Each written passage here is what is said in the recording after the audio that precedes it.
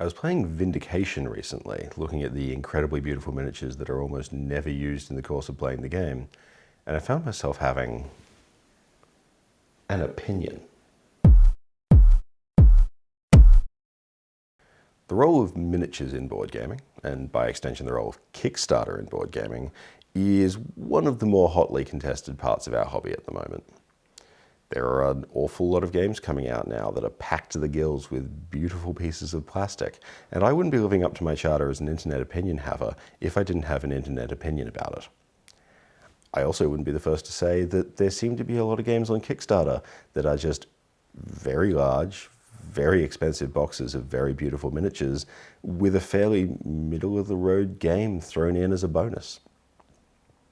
And in a year when, let's say, Dune has just been re-released, can we really justify it?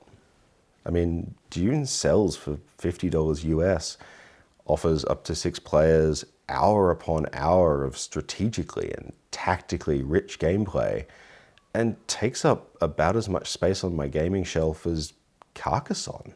By contrast, Vindication is almost too big to fit on my shelves. It costs almost 3 times what Dune does, and a full third of its box is given over to beautiful miniatures that are only used in one of the game's 10 optional modules. And even if you're using those modules, most of those miniatures never go on the board. To do that, you need to have the expansion, which costs even more. And look, I'm taking Vindication's name in vain here, but I want to be clear that I love Vindication.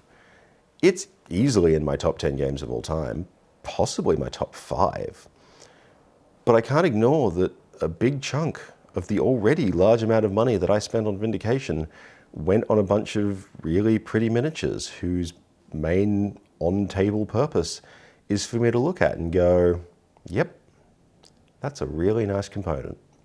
When I compare the value for money I got on Vindication to what Dune or the Isle of Cats do with bits of cardboard, or to what Root or Block by Block do with little bits of colored and shaped wood, can I really say I got a good deal?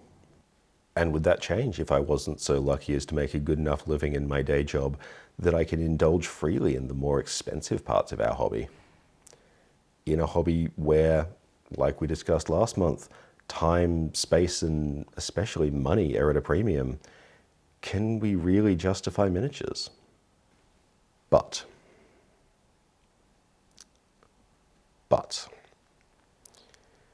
we're playing board games here, aren't we? I mean, these aren't tabletop role-playing games, which are all theater of the mind. They're not video games, which are theaters of graphics and technology. And miniatures have always been part of board gaming. I mean, my dad's 1962 vintage copy of Dogfight came with little miniatures of Sopwith camels and fockers. Board games have always had that tactile element to them. Isn't that part of why we love them? I mean, look, I had my teenage Games Workshop phase, and a big part of why that appealed was the beautiful miniatures.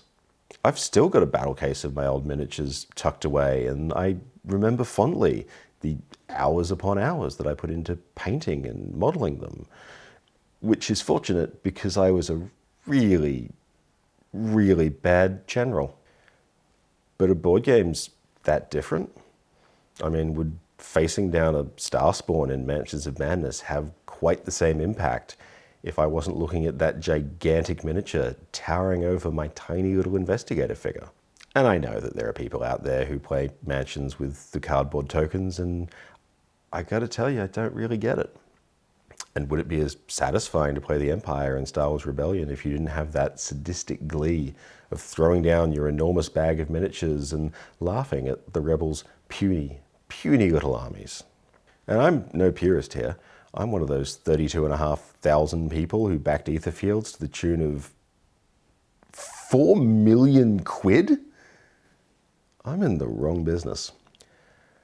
And I'm excited to get my giant boxes of beautifully sculpted plastic tat, because I know even if it turns out the game isn't for me, there'll be someone else out there who'll take them off my hands. And I think no matter what you or I might say, expensive, high quality miniatures are here to stay in modern gaming. And you can argue that Kickstarter is feeding the worst impulses of both designers and gamers by tying so many campaigns to stretch goals and miniatures. And I'm not saying you'd be wrong, but I'm also not going to blame designers for following the market. And while I may have kickstarted plastic-filled behemoths like Etherfields or Mysthia, which is, by the way, still a really great game, I also kickstarted Root and Paladins of the West Kingdom. Dense, rewarding games built around delightfully shaped bits of wood and really, really strong mechanisms. And do I cringe a bit when I see another half-baked set of rules attached to giant boxes of miniatures retailing for hundreds and hundreds of dollars on Kickstarter? Of course I do. But if those are the boxes that make you happy, I'm not here to rain on your parade. And I'm not going to pass up a game that looks good just because it's full of miniatures. This is board gaming after all. We want what's on our tables to look beautiful, whether it got that way through cardboard or wood or plastic. Or resin, I guess, but those collector's editions seem kind of weird to me. But that's just my take. What do you think about the proliferation of miniatures through our hobby?